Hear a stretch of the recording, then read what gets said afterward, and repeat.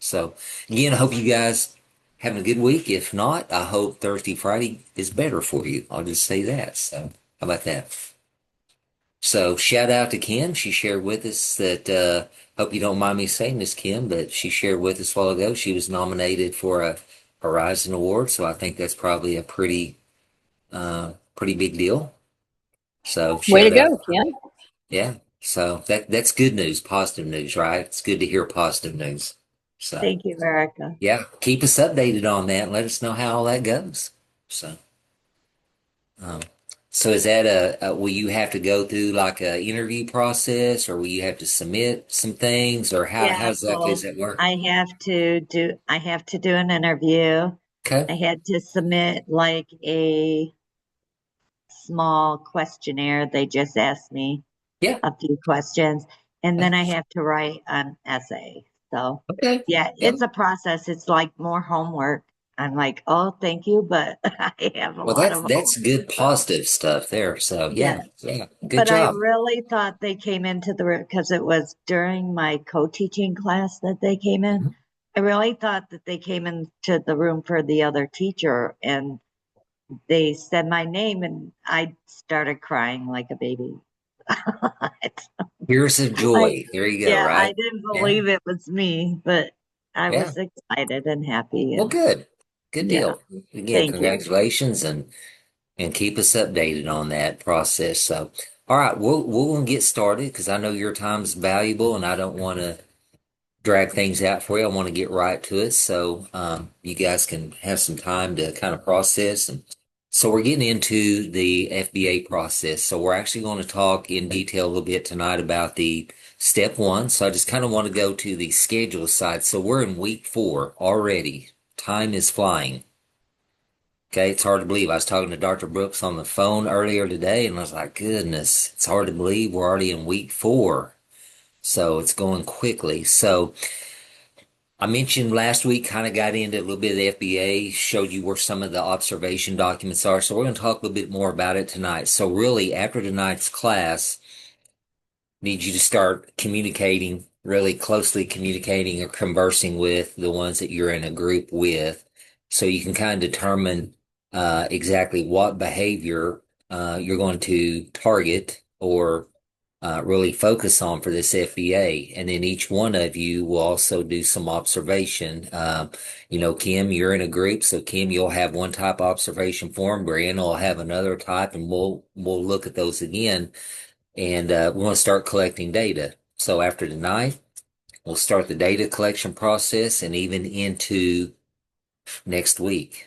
Okay. And that's really step one of the FBA is the data collection process. So if you look for week 4, one thing that you will have due coming up is discussion activity number 4. And I'll pop it up here in just a minute, but just so you kind of know, we'll have discussion activity 4. We're going to review this evening the FBA and BIP assignment folders so you can see the template forms that are in there. And I kind of introduced that to you last week. And then after this evening, working with and communicating with your group members that you're in with, and we ended up with five groups. You'll decide on kind of what your target behavior is going to be and then select the data to collect.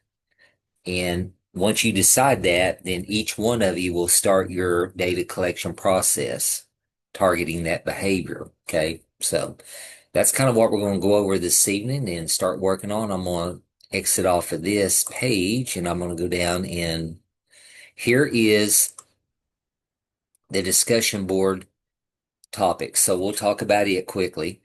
So this is discussion board and it's talking about evidence-based strategies and evidence-based strategies. We'll be looking at some of those as we work through the FBA and start putting the behavior intervention plans. So we want to use definitely some intervention-based strategies. And we'll share resources with you as well. But so basically for this discussion topic, we're going to look at some articles, website on evidence-based strategies, look at some of the research and methodologies behind that in working with different populations of students, strategies that have been proven to be effective over and over again, time and time again, and learn a little bit about them. So So when we look at addressing behavioral issues, really there's not just one specific perfect approach. Okay.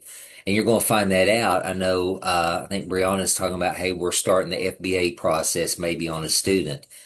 And so you may come up with an approach and implement it and not necessarily see a change. That means that's telling us that specific approach is not working, that we need to reconvene, look at another type of approach and implement it.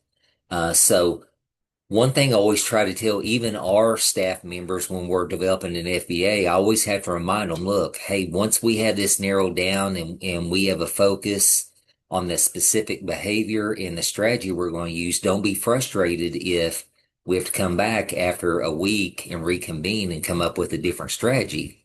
I mean, that happens. So just know that there's not really one perfect approach to it. May have to try a couple, two or three different ones before we find one that's effective for that student. Okay. But it's important to know where to search for them, where to find them, and have different ones in your toolbox ready to go. So if and when you do have to come back and reconvene and do that. So there is in this discussion, there is, document here. It's from the Cedar Center, and it's basically focusing on behavior management, looking at tier 2 and 3 strategies. So when we talk about interventions, or even if it's academic interventions, we know tier 2 is going to be like your small group.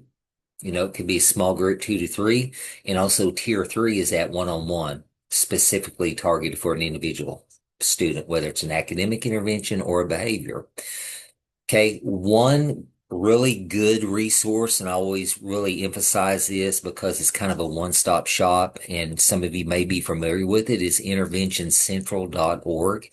It's a website. It has a lot of valuable information and resources that you can use when you're looking at and considering evidence-based strategies to implement or utilize for targeting your behavior after you identify it from your observations. Okay. Um, these resources again will be very useful when we're actually needing to do those BIPs, which we'll do one after we do the FBA. So here is the PDF document. I'll pop it up. I'm going to download it for tier 2, 3 strategies. Okay. Uh-oh, it's popping up a purchase order from my school. I don't want that. Sorry. That's the first one it went to. Let me shift my screen over so I can get to what I need. Here we go. So here is a document. This is, again, a very good resource for you. This is actually, I think, was used for a presentation at a conference, but it's got a lot of good resources on here. You can see it has tier 2 and 3 management strategies, gives you some ideas, secondary interventions, what we call check in, check out, check, connect, and expect. So again, this is a document. It's a little bit lengthy. It's kind of a document, kind of a resource handbook that you can go to. You can see it's probably got upward of 35 pages plus on there. So just kind of want to make sure you knew where that was so you can utilize it. Intervention Central, I'm going to click on it so you can kind of see what the website looks like. Again, I really like this. Even when I am doing contract testing and need to come up with some interventions, recommendations in my report, this is kind of a go-to for me because it just has a wide variety of tools that you can go to. So it has defusing and de-escalation interventions, some behavior intervention apps, resources here, and then communication tools. And again, you can kind of go through it'll divide it up by pre-K through grade 2. It has categories for self-management, special needs, motivation, rewards. I mean, there is a lot dealing with challenging students. So Brianna, this, if you haven't or wasn't familiar with this website, and just based on what you was telling us earlier, this might be a great resource for you to find some strategies to use. So again, this is a free website. I mean, you don't have to pay for a membership or anything like that. You can kind of go in and do some filtering. It will provide, you can see here on the tabs, academic interventions, behavioral. It has resource videos, and it gives you some CBM downloads as well. Um, so again, I challenge you to look at it. It's just going to ask you to basically to create an account, to sign up and create it, but it's a free resource. So again, wanted to share that with you so you know. So the prompt in that discussion board for this week is it's going to ask you to name an evidence-based strategy that you could select to use for a student in your classroom and then just cite your resource. So that resource may be through Intervention Central. It may be a resource that you found from this article that I just shared with you as a resource. Then it's going to ask you to describe that evidence-based strategy you've selected, providing a clear summary of how it could be used, where, when it could be used, and any other useful information. The last thing, the third thing within that prompt, it's going to ask you to describe why you think this strategy will be useful with your student without, we don't want to use their real name, use a pseudonym or just initials, but we don't want to use their name. But just kind of describe why you think that particular strategy would be useful for your student. Okay. And so you all probably have that one, I'm sure. It's really a challenge. I see some of you nodding your shaking your head yes. So again, after tonight, after the meeting, really go in and look at those two resources that I shared with you. So you can see I already have one that's posted in there. Oh, actually, we've already got some other ones I can see on the right-hand column over here. So I'm going to exit out of that. Just kind of want to make sure you were familiar with that.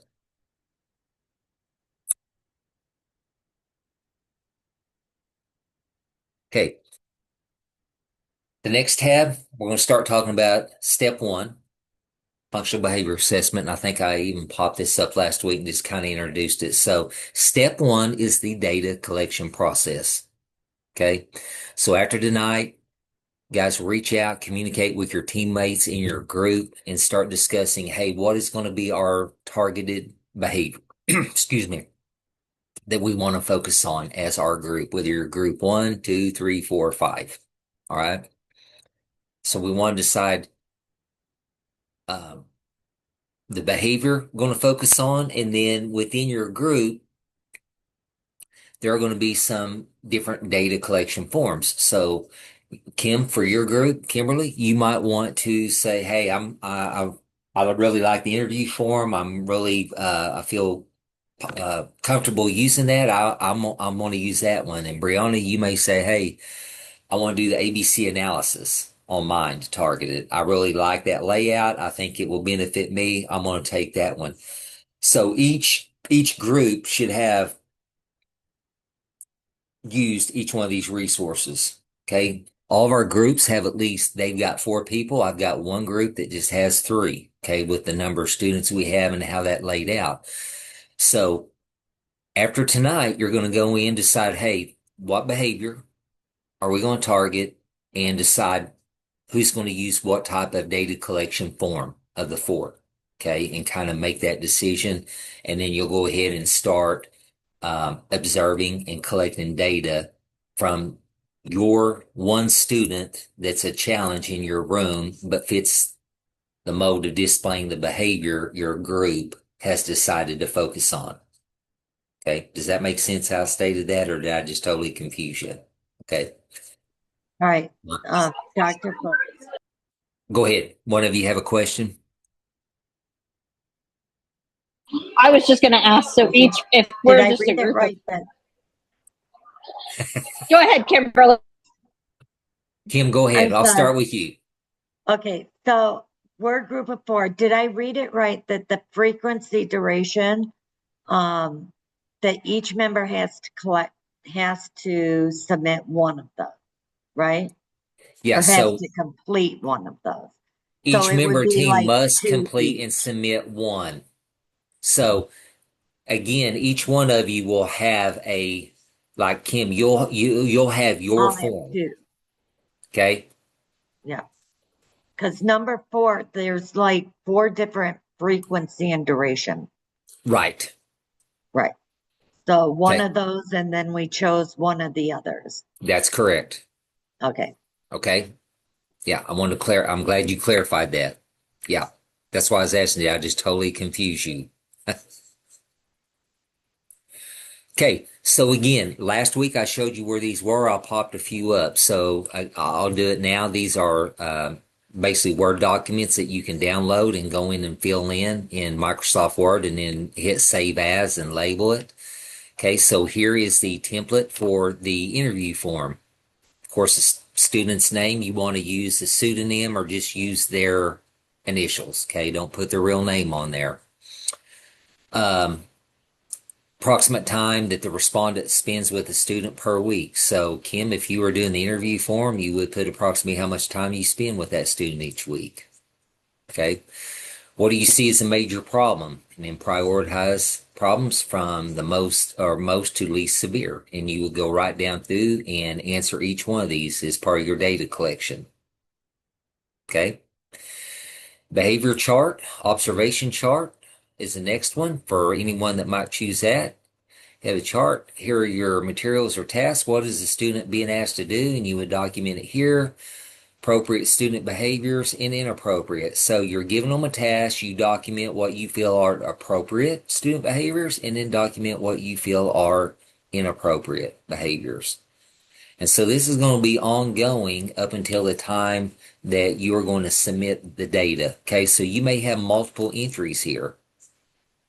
Okay, you might want to do 2 or 3 behavior observations each day for the next 5 school days, okay, to come up with enough data. Okay, any questions on that one? It's pretty straightforward, Brianna. I think the only thing I had a question on the observation, are you wanting it like a time stamped? Like we do like if we're doing 3 observations, do you want them at the same time every day If you could, or randomized? because it may identify that The a certain trigger. time of the day may be the trigger. Okay. So that could be your trigger that's setting off behavior, and you think, hey, I probably might ought to shift this type of activity over to an afternoon when I'm typically see less behavioral issues, and then see if that makes a difference. So yeah, I would document your timestamp, like if you're doing it from 9:45 a.m. to 10:15 or whatever your time frame is, just so you have that as a reference. Because the time alone could be a trigger in itself. Okay. Another trigger could be you know, is there a specific other student in the room at that time that you're seeing that behavior? And then when you have that same student that's been the challenge later in the day, and this other student who might be the trigger isn't in there and you don't see the behavior, that's worth noting. Okay. We have to look at all those little pieces and factors. Okay. Let me go down the other form, just kind of make sure we've all looked at it and kind of understand it. So the ABC data collection, okay? So we have the trigger, the antecedent, the target, which is the behavior, and the consequence. Okay, and then over to the far left or far right, we have kind of the function. So you want to conduct, if you can, a minimum of 2 hours on this to get really enough. That's the recommendation on the ABC form. It gives you some guidelines. Approximately 2 hours observation over 5 days, and try to have at least 8 occurrences of the target behavior, if you can. So just kind of give you an idea on that one, if or whoever selects ABC data collection. Let me go down to my next one. Scatter plot is another data collection form. You list your activity, perhaps the time, and then make a tally mark each time the student exhibits the targeted behavior. So you do that for on a Monday. Okay. You do it on a Tuesday, Wednesday, Thursday, Friday. Okay. For those activities. And you just use tally marks. Okay. And so you put the student initials or the pseudonym up here, the date that you began and the date that you ended, and list the target behavior. Okay. Next one is a time sampling data collection form. So it gives you some guidance on here how to use. You're going to record the beginning and end times of each observation. So you'll do that right up here. Start time, end time, the date. Define the interval length. For example, is it 5 minute intervals? Try to be consistent each time if you can. And then at the end of each interval, you're going to record whether the behavior is occurring at that moment or not. Okay. And then at the end, going to calculate, you'll divide the number of intervals in which the behavior was observed by the total possible number of intervals to get the percentage. Okay. So here, TI is the interval length. Treatment integrity. Was the intervention implemented? Okay. Frequency recording. You'll put the tally marks or tally numbers that is infrequent and last about the same length as the time per occurrence. So, for example, blurting and cussing. You guys probably don't see that, I'm sure, right, Brianna? So, how to use this? So, you're going to have tally numbers of occurrences per time period in each box below. And then using the data, you'll calculate your rate by dividing the number of occurrences by the amount of time that's observed. Okay, it's pretty straightforward on that. Then we have what we call duration recording. This is over multiple days. So you want to try to get an average amount of time that the student spends engaged in an episode behavior. So this might be right down your alley, Brianna, just based on some comments you made earlier with that type of behavior in that manic episode. Tracking the duration. How long do these episodes last with that behavior? Okay. So when the behavior occurs, encourage you to start a timer, then stop or pause when the behavior ends. Record that total amount of elapsed time. Okay, in between. Then you will use that data to calculate an average time per occurrence and or an average time per total observed period. So again, based on what you're seeing and what you explained, this may be a good tool to use for him because I'm sure those are not short periods of outburst. With that condition, it goes on for a period of time. Now, let me ask you this. I'm just curious. I think I know what your answer is going to be. But after that episode is over and they've been amped up for so long, expending all that energy, what do you observe when they finally start coming down? What do you see? So normally currently right now, Yeah. our manic episodes are, I don't know if they are coming out of like manic. I think we are surviving on manic throughout the day. If I refer back to last year, when we would actually have like a level and then the spike in a manic episode, we would crash. Yeah. Stomach aches are normal. The other portion of the diagnosis is chronic anxiety. So you have anxiety Yeah. and the DMDD put together. So it's usually a crash. Yeah. Yeah. Yeah, exactly. I thought that's what you were going to say. Stomach, So a lot of gut health issues. gut Yeah. health. Yeah. And that affects gut health. I don't know how much you guys study gut health. I do a lot just trying to take care of myself. And once you start reading on that, researching it, it's amazing how your gut health affects so many other aspects of your body and your different systems. So your answer is spot on what I thought you were going to say. I was thinking about some different students worked with that were categorized as emotionally disturbed. And when they go into one of their, they spin off and twist off and have their explosive outburst and all that, when they finally kind of come back down and all that, it was not uncommon for them to see them crash. They would literally fall asleep and crash. And they expend that much energy And the doing only this. difference from this year is we don't have that low of a crash.